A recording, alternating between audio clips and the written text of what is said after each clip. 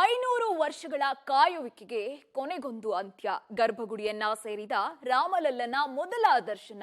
ಕರುನಾಡಿನ ಕೃಷ್ಣಶಿಲೆಯಲ್ಲಿ ಅರಳಿದ ಅಯೋಧ್ಯೆಯ ಬಾಲರಾಮನ ದಿವ್ಯ ಸುಂದರವದನ ಇಡೀ ಭಾರತವನ್ನ ರಾಮನ ಗುಣಗಾನದಲ್ಲಿ ಮುಳುಗಿಸಿ ಹಾಕಿದೆ. ಹಾಗಾದ್ರೆ ಈ ಕಣ್ಮನವನ್ನ ಸೂರೆಗೊಳ್ಳುವ ಈ ಶ್ರೀರಾಮನ ವದನಾರವಿಂದ ವಿಶೇಷತೆ ಇಲ್ಲಿದೆ ನೋಡಿ. ಎರಡು ಕಣ್ಣು ಸಾಲದು ರಾಮನ ಕಣ್ತುಂಬಿಕೊಳ್ಳಲು. ರಾಮನ ದರ್ಶನದಿಂದ ಕೋಟಿ ಕಂಗಳ ನಿರೀಕ್ಷೆಗೆ ತೆರೆ. ದೈವತ್ವದ ಕಳೆ, ಸೌಮ್ಯ ಭಾವದ ವದನ, ಹಣೆಯಲ್ಲಿ ತಿರುನಾಮ, ಪದ್ಮಪೀಠದಲ್ಲಿ ಬಾಲಕನ ರೂಪದಲ್ಲಿ ನಿಂತ ಭಂಗಿಯ ಮೂರ್ತಿ. ಅಯೋಧ್ಯೆ ಅನ್ನುವ ಸ್ವರ್ಗದ ಮಣ್ಣು ಈಗ ಶ್ರೀರಾಮೋತ್ಸವದ ಸಂಭ್ರಮದಲ್ಲಿ ಮುಳುಗಿದೆ. ಇಡೀ ದೇಶವೇ ರಾಮನ ತೇರನ್ನ ಎಳೆಯುವ ಸಂಭ್ರಮದಲ್ಲಿ ಮೈಮರಿತಾ ಇದೆ. ಈ ಪುಣ್ಯ ಭೂಮಿಯಲ್ಲಿ ಗರ್ಭಗುಡಿಗೆ ಸೇರಿದ ರಾಮಲಲ್ಲನ ವಿಗ್ರಹದ ಪ್ರಾಣ ಪ್ರತಿಷ್ಠಾಪನೆಗೆ ದಿನಗಣನೆ ಶುರುವಾಗಿದೆ. ಕರುನಾಡಿನ ಶಿಲ್ಪಿಯ ಕೆತ್ತನೆಯಲ್ಲಿ ಅರಳಿದ ರಾಮ ಪರದಿನ ಸರಿಸಿ ಮುದ್ದು ಮುಖದ ದರ್ಶನ ಆಗಿದೆ.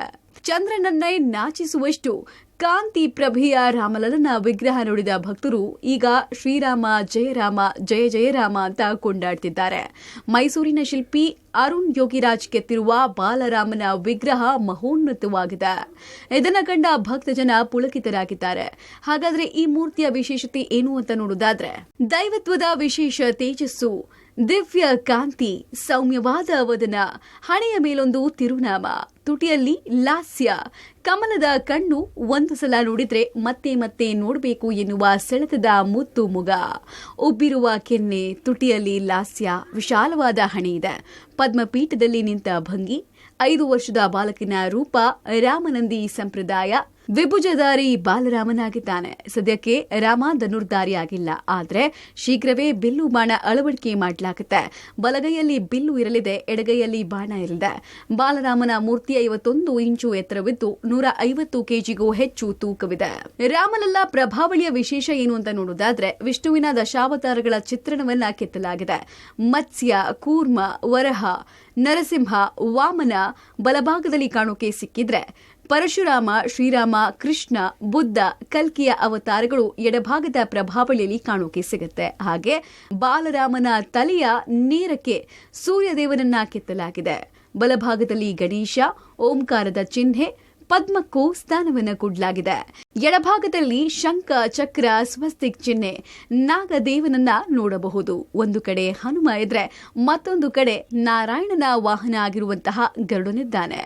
ದಶಾವತಾರಗಳು ಅಂತ ಕರಿತೇವೆ. ವಿಷ್ಣುವಿನ ಮೂಲರೂಪ ಪ್ರತಿಪಾದ್ಯವಾದದ್ದು ಸಂಪೂರ್ಣ ಓಂಕಾರದಿಂದ. ಅಲ್ಲಿಂದ ಮುಂದಿನ ಭಾಗದಲ್ಲಿ ಬಂದು 5 ರೂಪಗಳು, ಪಂಚರೂಪಗಳು ಅಂತ ವಿಷ್ಣುವಿಂದು ಅನಿರುದ್ಧ, ಪ್ರದ್ಯುಮ್ನ, ಸಂಕರ್ಷಣ, ವಾಸುದೇವ, ನಾರಾಯಣ ಎಂಬುದಾಗಿ ಆ ರೂಪಗಳು. ಅಲ್ಲಿಂದ ಮುಂದೆ ವಿಸ್ತೃತವಾದಂತಹ ರೂಪಗಳು ಅಂತಂದರೆ ಅದು ದಶಾವತಾರ ಅಂತ. ಈ ಯಾವ ಬಾಲರಾಮನ ವಿಗ್ರಹದಲ್ಲಿ ನಾವು ದಶಾವತಾರವನ್ನು ವಿಶೇಷವಾಗಿ ಗಮನಿಸತಕ್ಕಂತಹ ಒಂದು ಪ್ರಸಂಗವನ್ನು ಕಾಣುತ್ತೇವೆ. ಸದ್ಯ ಕೋಟಿ ಕಣ್ಗಳ ನಿರೀಕ್ಷೆಗೆ ತೆರೆ ಬಿದ್ದಿದೆ.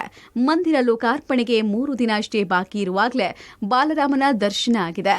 ಅಯೋಧ್ಯೆಯ ರಾಮಮಂದಿರದ ಗರ್ಭಗುಡಿಯಲ್ಲಿ ಪ್ರತಿಷ್ಠಾಪಿಸಲಾದ ಬಾಲರಾಮನ ಭವ್ಯ ಮೂರ್ತಿಯನ್ನು ನೋಡೋಕೆ 2 ಕಣ್ಣು ಸಾಲದು. ಪವಿತ್ರ ಪಬ್ಲಿಕ್ ಟಿವಿ, ಬೆಂಗಳೂರು.